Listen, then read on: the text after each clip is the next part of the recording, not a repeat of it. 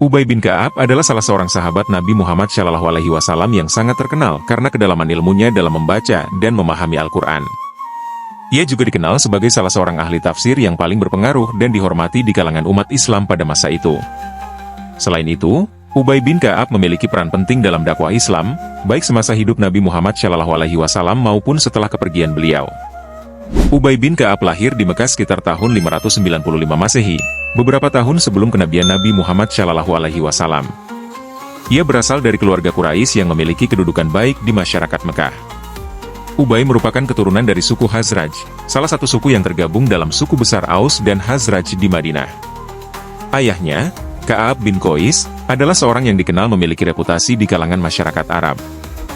Meskipun berasal dari keluarga yang terhormat, Ubay bin Ka'ab tumbuh dalam masyarakat jahiliyah, di mana penyembahan berhala merupakan hal yang umum. Namun, meskipun demikian, Ubay bin Ka'ab dikenal sebagai orang yang memiliki akhlak yang baik dan berintegritas tinggi.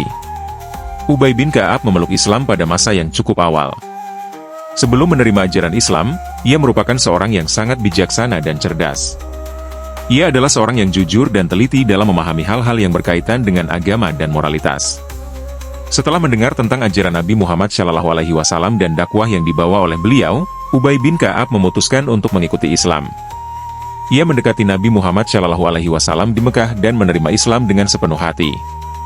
Bergabungnya Ubay dengan komunitas Muslim pada saat itu menunjukkan tekad dan keseriusannya dalam mengikuti ajaran Islam.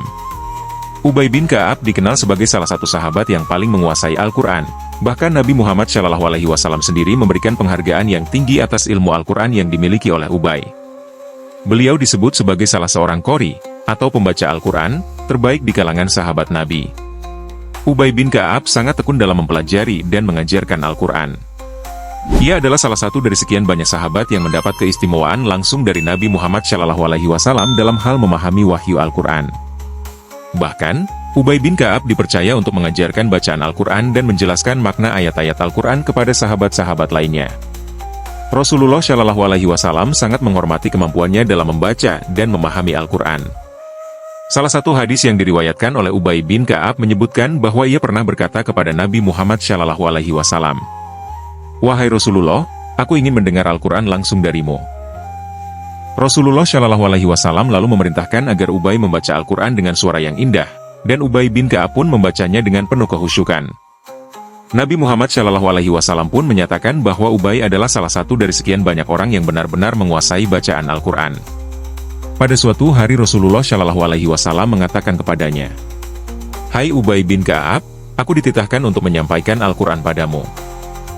Ubay maklum bahwa Rasulullah SAW hanya menerima perintah-perintah itu dari wahyu. Dengan harap-harap cemas, ia menanyakan kepada Rasulullah, "Wahai Rasulullah, ibu bapakku menjadi tebusan Anda. Apakah kepada Anda disebut namaku?" Rasulullah SAW menjawab, "Benar. Namamu dan turunanmu di tingkat tertinggi."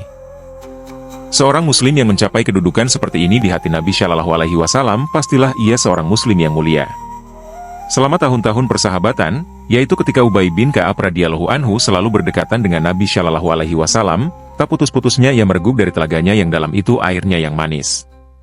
Dan setelah berpulangnya Rasulullah SAW, Ubay bin Ka'ab menepati janjinya dengan tekun dan setia, baik dalam beribadah, dalam keteguhan beragama dan keluhuran budi. Di samping itu, tiada henti-hentinya ia menjadi pengawas bagi kaumnya. Diingatkannya mereka akan masa-masa Rasulullah masih hidup, diperingatkan keteguhan iman mereka, sifat zuhud, perangai dan budi pekerti mereka. Selain keahlian dalam bidang keilmuan, Ubay bin Ka'ab juga turut serta dalam berbagai peperangan yang diikuti oleh pasukan Muslim, termasuk dalam Perang Badar, Perang Uhud, dan berbagai pertempuran lainnya. Dalam setiap pertempuran, Ubay bin Ka'ab menunjukkan keberanian yang luar biasa dan kesetiaannya kepada Nabi Muhammad SAW. Ia adalah seorang warga Ansor dari suku Khazraj, dan ikut mengambil bagian dalam perjanjian Aqobah, Perang Badar dan peperangan-peperangan penting lainnya. Ia mencapai kedudukan tinggi dan derajat mulia di kalangan muslimin angkatan pertama, hingga Amirul Mukminin Umar radhiyallahu anhu sendiri pernah mengatakan tentang dirinya, "Ubay adalah pemimpin kaum muslimin."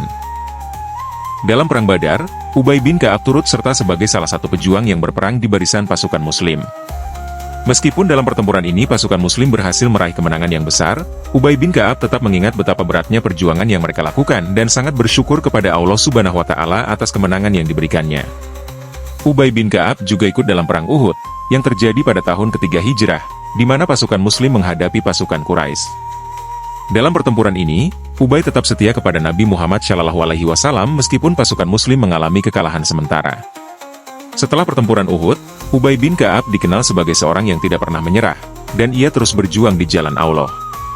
Setelah kepergian Nabi Muhammad SAW, Ubay bin Ka'ab tidak hanya berperan sebagai seorang pejuang, tetapi juga sebagai seorang pengajar dan ulama besar. Ia banyak mengajarkan Al-Quran dan tafsir kepada umat Islam di Madinah dan wilayah sekitarnya. Ubay bin Ka'ab memiliki peran yang sangat penting dalam penyebaran ilmu Al-Quran, karena ia dianggap sebagai salah seorang yang paling memahami makna dan penafsiran wahyu Allah. Banyak sahabat Nabi dan tabi'in yang belajar langsung darinya, dan ia juga sering memberikan penjelasan mengenai ayat-ayat Al-Quran yang sulit dipahami. Pada masa Khalifah Abu Bakar As-Siddiq dan Umar bin Khattab, Ubay bin Ka'ab terlibat dalam usaha mengumpulkan Al-Quran dalam bentuk mushaf yang lebih terorganisir setelah kepergian Nabi Muhammad SAW. Sebagai seorang qori dan ahli tafsir, Ubay bin Ka'ab memiliki pengetahuan yang mendalam tentang urutan dan bacaan ayat-ayat Al-Quran, sehingga ia turut membantu dalam menyusun mushaf yang akan digunakan oleh umat Islam di seluruh dunia. Ubay bin Ka'ab dikenal sebagai pribadi yang sangat sederhana, soleh, dan tawadhu. Meskipun memiliki ilmu yang luas tentang Al-Quran, ia tidak pernah sombong atau merasa lebih dari orang lain. Ia selalu rendah hati dan lebih memilih untuk mengajarkan ilmu dengan cara yang lembut dan penuh kasih sayang kepada sesama. Ubay juga dikenal sebagai seorang yang sangat tekun dalam beribadah, seringkali berpuasa dan berzikir, serta mendekatkan diri kepada Allah Ta'ala. Dalam kehidupan pribadinya, ia sangat menjaga moral dan etika Islam, dan selalu menjadi teladan bagi orang lain. Karena kesolehan dan ketakwaannya, Ubay selalu menangis setiap mengingat Allah dan hari yang akhir. Ayat-ayat Al-Quranul Karim baik yang dibaca atau yang didengarnya semua menggetarkan hati dan seluruh persendiannya. Tetapi suatu ayat di antara ayat-ayat yang mulia itu, jika dibaca atau terdengar olehnya akan menyebabkannya diliputi oleh rasa duka yang tak dapat dilukiskan.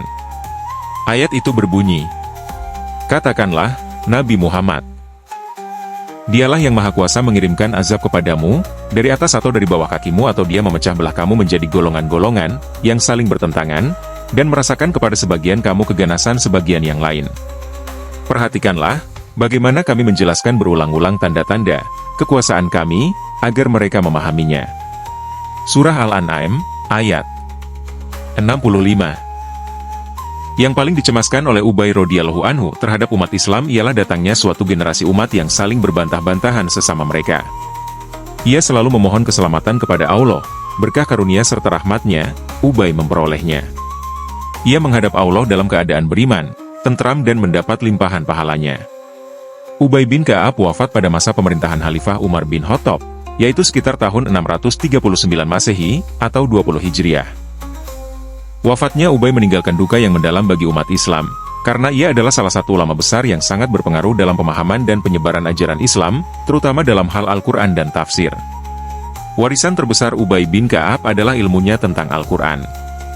Ia dikenang sebagai salah seorang yang paling berkompeten dalam membaca dan memahami wahyu Allah. Banyak riwayat dan hadis yang berasal dari pengajaran Ubay bin Ka'ab, yang dijadikan pedoman bagi umat Islam dalam memahami Al-Quran dengan lebih mendalam. Keberaniannya dalam jihad, ketekunannya dalam beribadah, serta pengabdiannya dalam menyebarkan ilmu-ilmu agama menjadikannya sebagai sosok yang sangat dihormati di kalangan umat Islam. Selain itu, kontribusinya dalam penyusunan mushaf Al-Quran pada masa Khalifah Abu Bakar dan Umar bin Khattab sangat penting bagi kelangsungan kitab suci umat Islam hingga hari ini.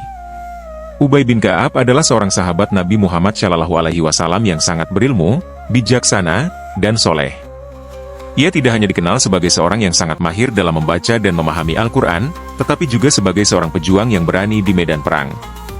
Ilmunya tentang Al-Quran dan tafsir menjadikannya sebagai salah satu ulama terbesar dalam sejarah Islam. Ubay bin Ka'ab meninggalkan warisan yang sangat berharga bagi umat Islam, baik dalam hal keilmuan, pengajaran, maupun dalam semangat juang untuk menegakkan ajaran Islam. Hingga kini, namanya tetap dikenang dan dihormati sebagai salah satu tokoh penting dalam sejarah perkembangan Islam.